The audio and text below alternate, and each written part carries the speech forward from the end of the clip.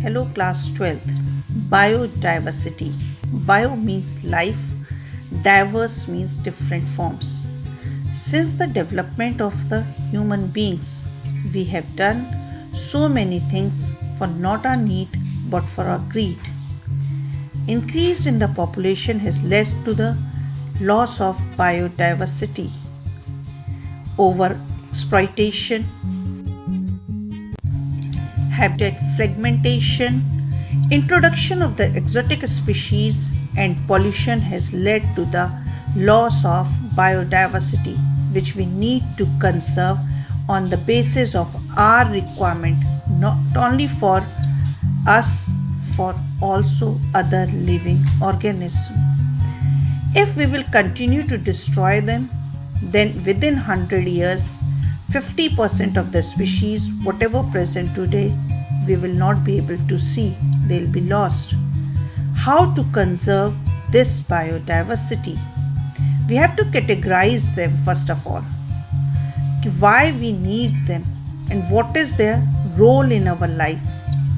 Can we be able to live without them?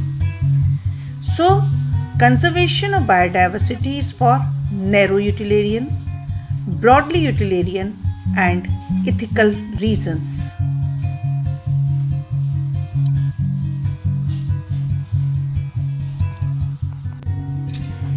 As you can know that we need the plants for medicines, direct economic benefits, fruits, vegetables, timber, rubber, and other substances, which a limited number of people are using.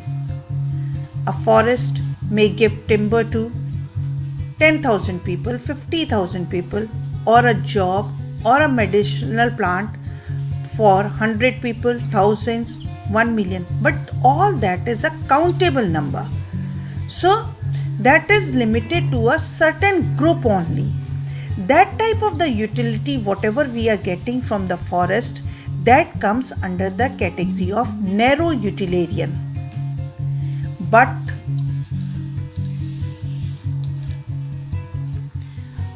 we are getting more than that.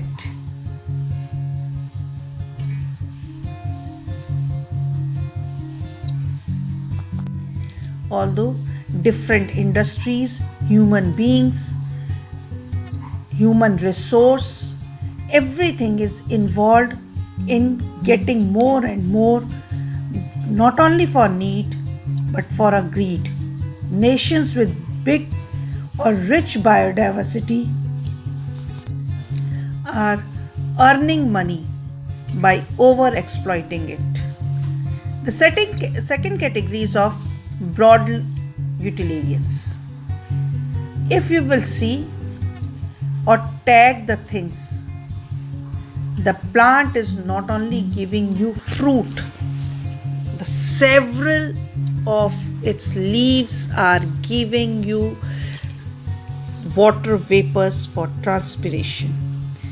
Single canopy of the banyan tree is consisting of a large number of habitats for different type of insects, birds, and other organisms. So when a single can be home for several, then you can see a forest is habitat for how many.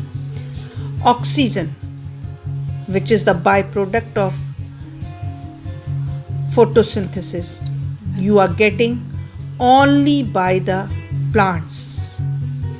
Different type of seeds which you are getting, spices you are getting, all that is because of your pollinators which are depending on these plants, flowers, and the other substances or the byproducts of these plants.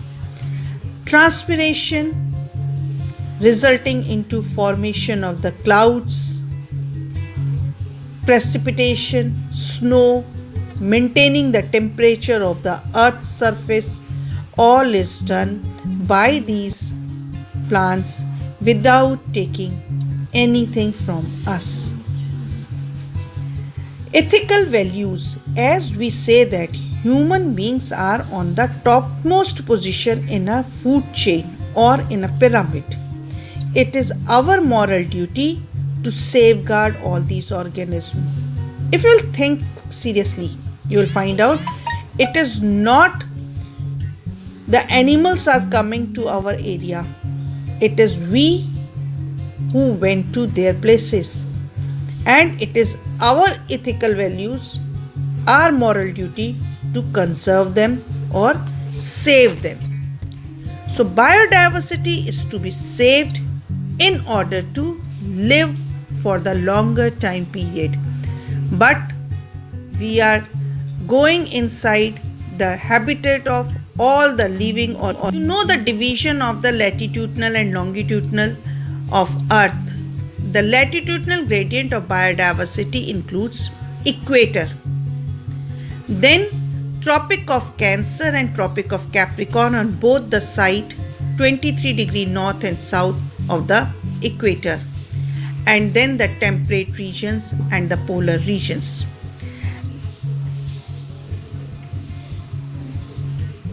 These tropical regions are the best place for any living organism to survive because of the high amount of productivity. Just see, Colombia is having the 1400 different type of the species of the birds, while India is having 1200, while New York is having only 105 different species. And as you go up, the Greenland is having only the 56. So from tropical to temperate and to the polar region, this diversity keeps on decreasing. Why this diversity is decreasing? It is because in case of the tropical region, the climatic conditions are more constant. They are not keep on changing and predictable. The best example is of Amazon rainforest, which is a biodiversity place for maximum of the species. Reptile species, as you can see, are maximum in that area than any other place. Small insects, which are the most important part of the biodiversity, which creates the biodiversity, are living in that particular area. This tropical region is having the best temperature, productivity and other substances. Since the development of the, or you can say evolution of the man and the other organism, more and more development is in the tropical region, although certain plants and animals, they are adapted for the temperate region and the polar region also.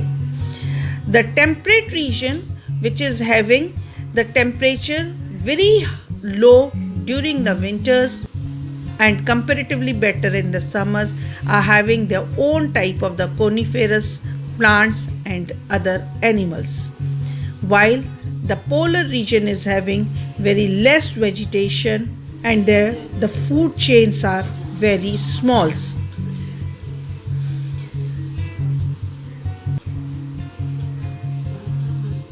As you can see that the earth is revolving around the sun, and it is the only source of energy for the earth, which helps the producers.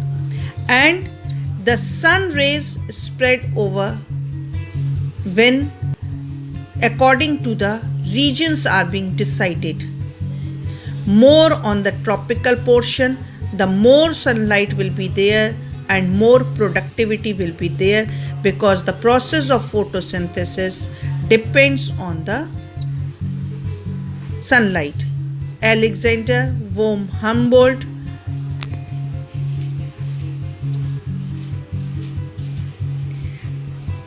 gives the species area relationship and says that within a region, species richness increased with the increasing area, but up to a certain extent. Never a graph will be completely exponential or linear. It is because the resources are always limited. Even if plant is getting too much of the sunlight, but the rate of the photosynthesis will be controlled by the number of the chlorophylls which are getting in excited condition. So this type of the graph is given by Alexander von Humboldt for the species area relationship, where Z is the coefficient regression.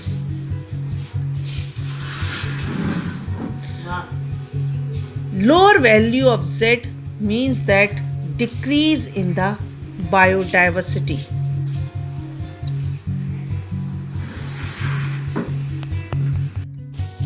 The species area relationship is usually constructed for a single type of organism, such as all vascular plants or all frugivorous birds or any species of a tropic level.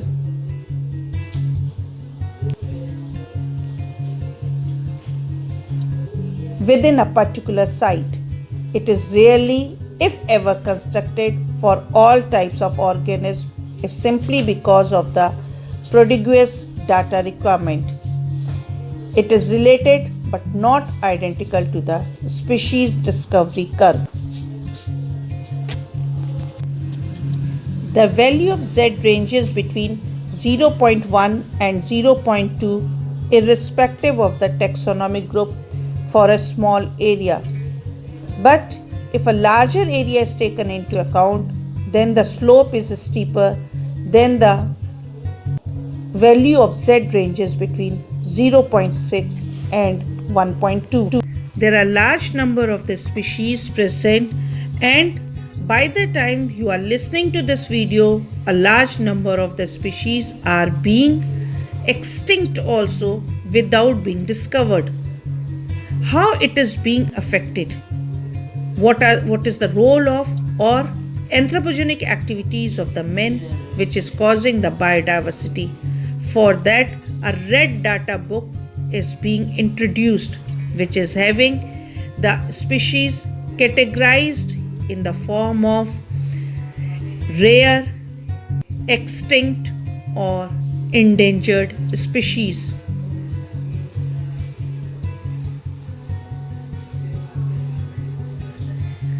There are several species yet to be discovered.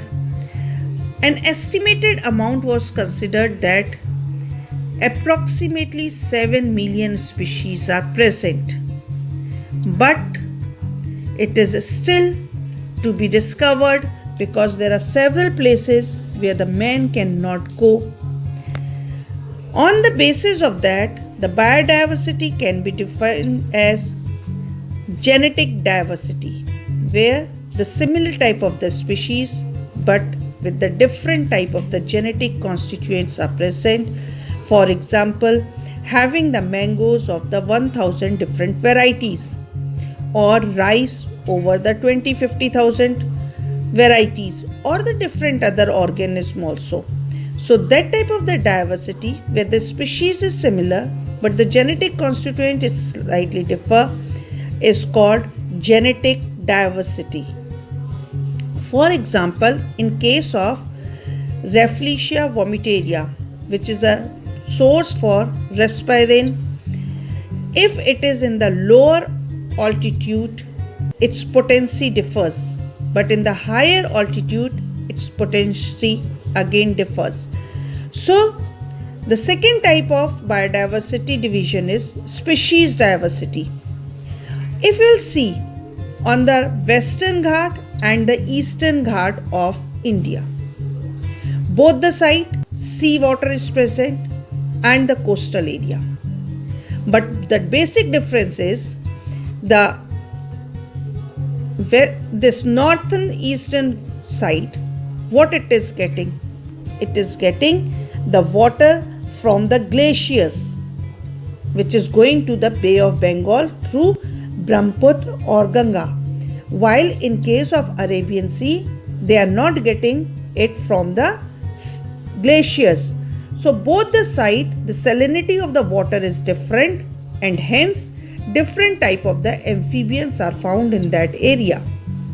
Ecological diversity, different biomes are there. If you'll see in case of the India only, you will see desert, mountains, sea area, coastal area, mangroves, coral reefs, everything is present, and each and every biome is having its own biodiversity.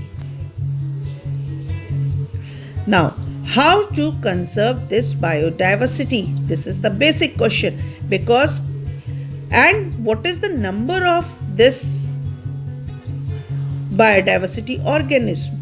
IUCN, the institute which is responsible for finding out the number of organisms, says it in different ways. For example, as per the calculation by the Robert May, the number of species is different than the other estimated, which says that it is 20,000 to 50,000. The global species according to Robert May is approximately 7 million.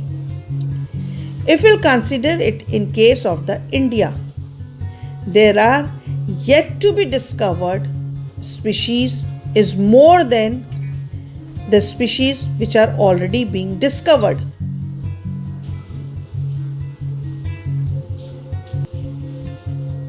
Endangered species are those which are still present, but their number is very less and has to be safeguarded so that the next generation can be saved. More chances of the fertilization is to be given to increase their population in the normal conditions.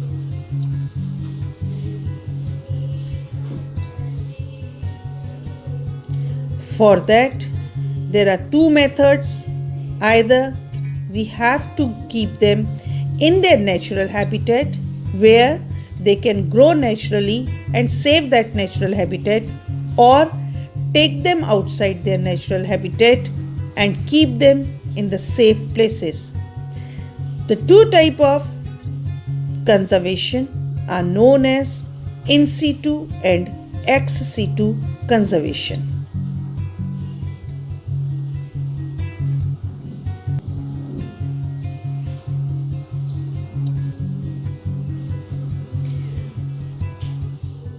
The Red Data Book tells us about the organism and their presence all over the world, and how much they are safe or whether they are coming in the category of rare, endangered or the extinct species. If you'll see this, the organism in case of the vertebrate, the highest number is that of the fishes, while in case of invertebrates, the highest number goes to the insects. The scientists are working to preserve their sperms or the male and the female gametes so that in vitro fertilization can be done to obtain the new progeny. Saving these, for example, are done by the cryopreservation, where the gametes are being kept under minus 190 degree temperature so that they can be used for the future use. All over the world, different places are there where maximum of that particular species is present. But there are certain places where the large number of diversity is present, and those places are called hot spots. Although India is having very less area as compared to all over the world, but it is having highest amount of biodiversity because of its rich cultural heritage, having the mountains, desert, coastal line, river banks, etc., which are providing a large amount of biodiversity.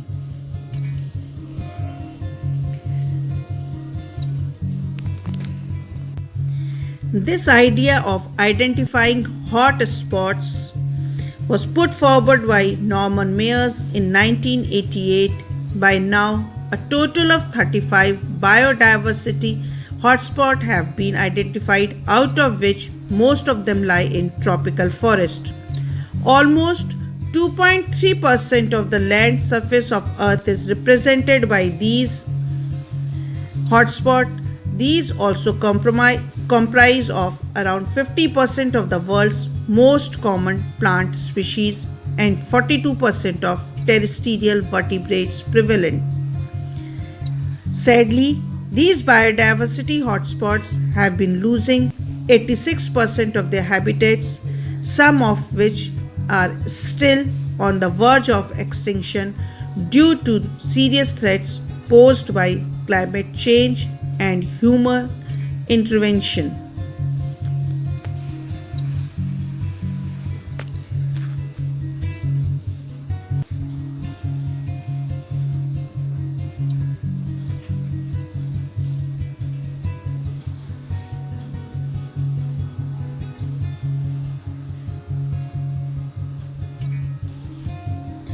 The biggest question is, how can we conserve biodiversity in situ and ex situ? As the name suggests, in situ means in their natural environment, and ex situ means taking out them from their internal or the natural environment and keeping them safe. Biodiversity possesses a rich and diverse fauna and flora and is unique in having immense. The maintenance of a species and ecosystem is keystone to sustainable development. Therefore, the protection and efficient management of wild species and their environment is the prime objective of the conservation. In situ conservation is one of the methods of the conservation of genetic resources in natural population of plant or animal species. In other words, it is a set of conservation techniques involving the designation, management and monitoring of biodiversity in the same area where it is encountered. It is applied to conservation of agricultural biodiversity in agroforest by farmers, especially those using unconventional farming practices. It is more practiced in case of hotspots and other places so that the organism can live in its natural conditions and grow in a normal way without making any variations to their DNA or adaptive power.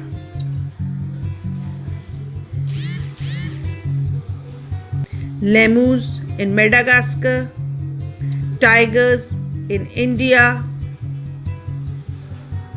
different national sanctuaries are working for that purpose. 3 biodiversity hotspots which are very important in India are Western Ghats, Himalayas, Indo-Burma border where the coastal line is present. Different bioreserves, sanctuaries and national parks have been made so that in situ conservation of the biodiversity can take place.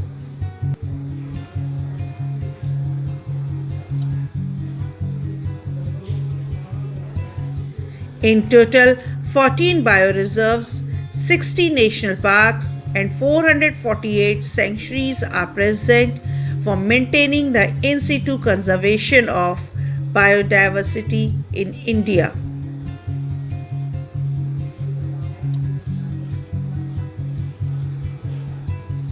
Different sacred groves are also working, and the tribal forms, the rich traditional culture of the India is helping to maintain all these in the nature.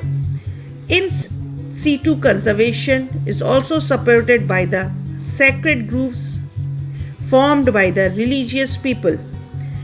For example, in case of Rajasthan, the Bishnoi people, they believe that if black buck is there, that is the symbol of prosperity. So there you cannot kill any black buck, and they are saved there, and their number increased because of that only. There are different plants. For example, if you'll see people, bargad, all these plants, they are not allowed to be cut in the Hindu system. So these rich biodiversity plants, which are the place for habitat for different type of organisms, are saved due to the traditional culture. The second type of the biodiversity method is ex situ system, where the organism is being taken out from its natural habitat. Ex situ conservation is one of the methods of the conservation of living organisms outside their natural habitat through genetic conservation. It includes both captive propagation of a species and their eventual release into natural or restored ecosystem. Objectives of this conservation are: this conservation means the judicious use of natural resources and preventing wastage and degradation. The two important objectives of conservation, which are preserving of the quality and purity of environment and establishing a balanced cycle of harvest and renewal so that a continuous supply of natural resources is ensured, which means that we cut trees, we should plant an equal number. Different organisms, their number are less, are allowed to get the chance for the fertilization by the cryopreservation of the organism gametic system and other substances. Establishing botanical and zoological park, conservation banks of germs, plasm, pollen, seedling, tissue culture, study of gene and DNA are the part of ex situ conservation. Biodiversity conservation is not one person job. It is a collective responsible for both the developed and the other developing countries. The Earth Summit was made in which the resolutions were passed for the conservation of living organisms or the biodiversity and the sustainable development. No one is saying that don't go for the development, but development should not be in such a way that it costs or more than the development. The loss of the biodiversity in the short term you will not be able to see, but if you see in the long terms, will destroy the life on this earth.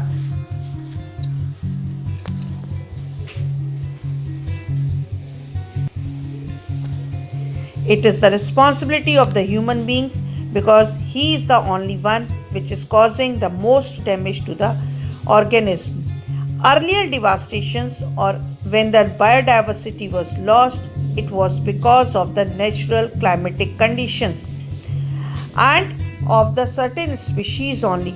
But now it is due to the human intervention or the anthropogenic activities because of the predation by the human beings, over-exploitation of the organism by the human beings. It has caused a lot to the environment and the other organisms living in this environment.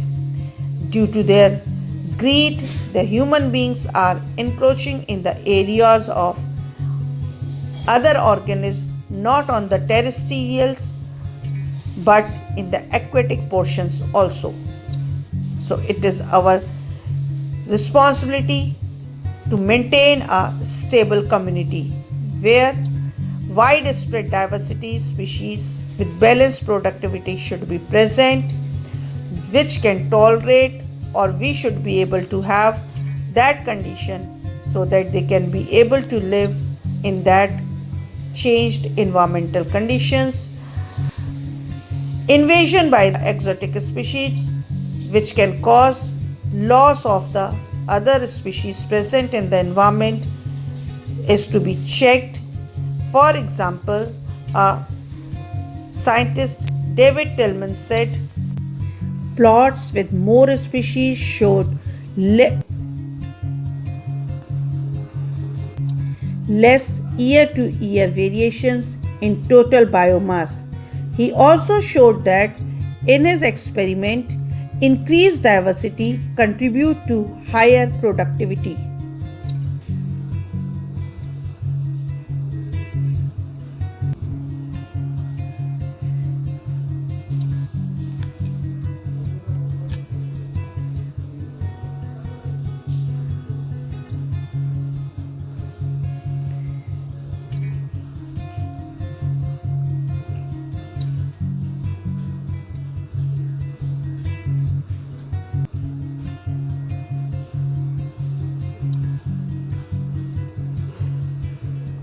Although we may not understand completely how species richness contributes to the well-being of an ecosystem,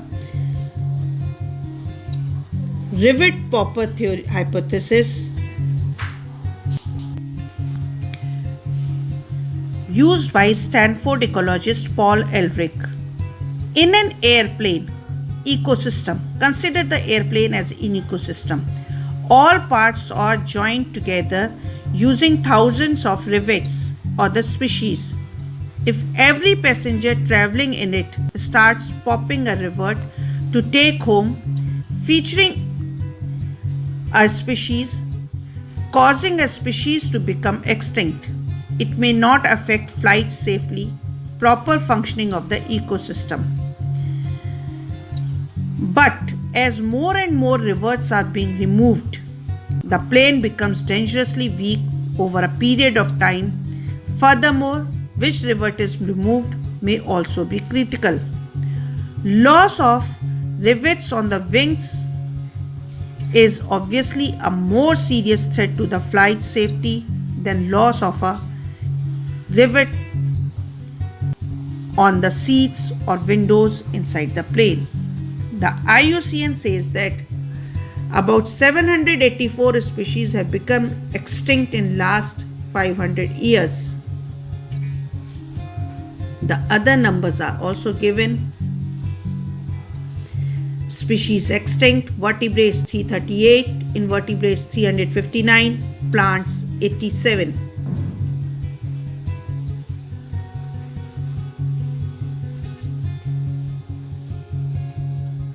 While it is doubtful if any new species are being added through speciation into the Earth's treasury of species, there is no doubt about their continuing losses. The biological wealth of our planet has been declining rapidly, and the accusing figure is clearly pointing to human activities. The colonization of tropical Pacific islands by humans is said to have led to the extinction of more than 2,000 species of native birds. The other species, as you know, are dodo from Mauritius, quagga, Taiclane, Steller sea cow. Last 20 years alone have witnessed the disappearance of 27 species. Careful analysis of the records shows that extinction across taxa are not random. Some groups like amphibians appear to be more vulnerable to extinct, adding to the grim scenario of extinction of the fact that more than 15,500 species worldwide are facing the threat of extinction. Presently, 12% of all bird species, 23% of all mammal species, 32% of all amphibian species, and 31% of all gymnosperms species in the world face the threat of extinction.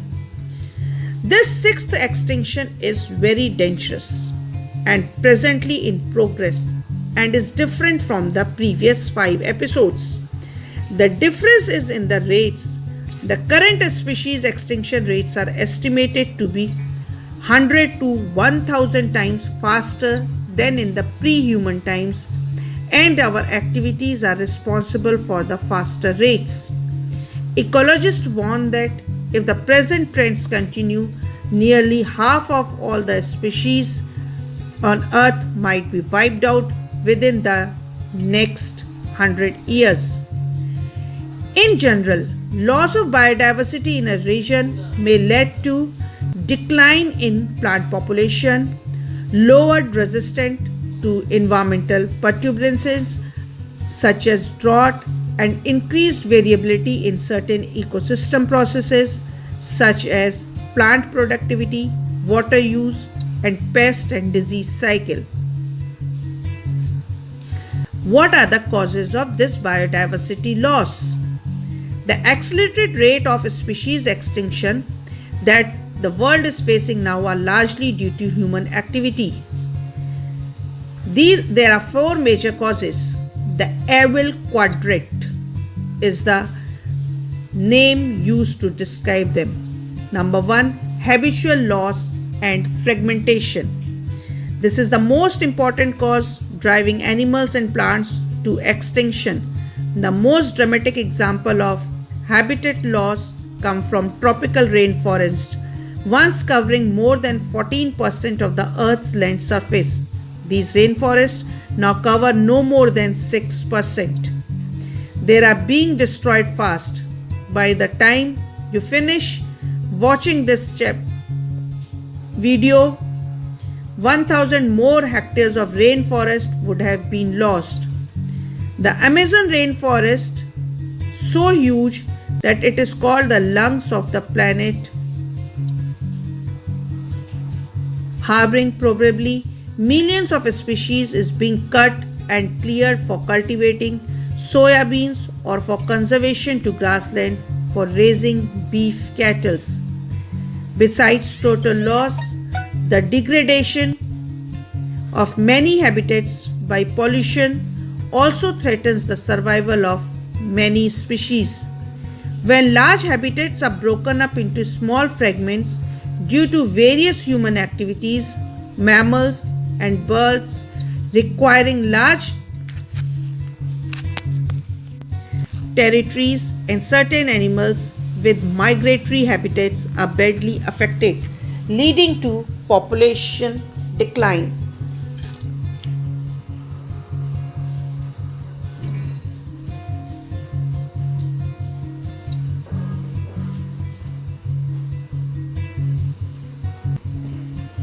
Overexploitation.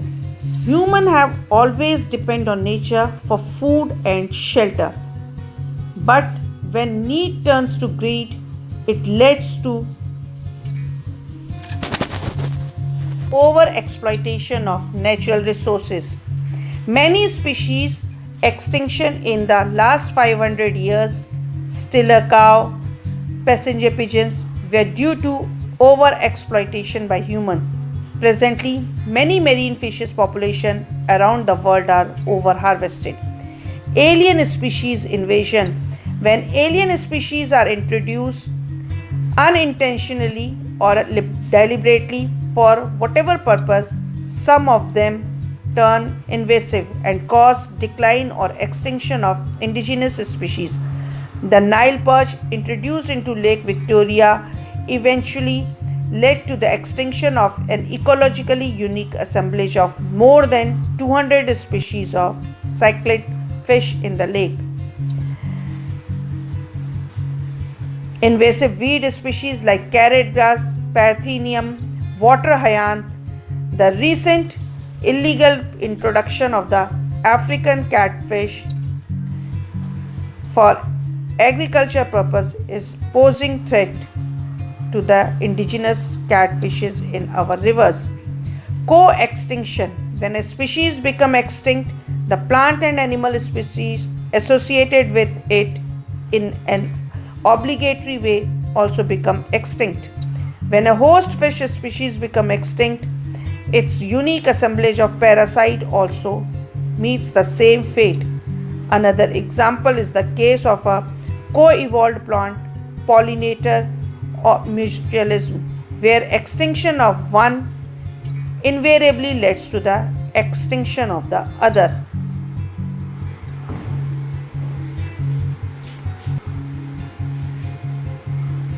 For example, in case of this Ophrys, if the Ophrys is not there, the moth will not be able to do the pollination and will not get the nectar, leading to the death of the both, co-extinction of both the organism. Pollutions and different invasion are causing threat to the living organism. It is the right time for the human beings to conserve the biodiversity. Otherwise, it is the human being who are going to pay more for this.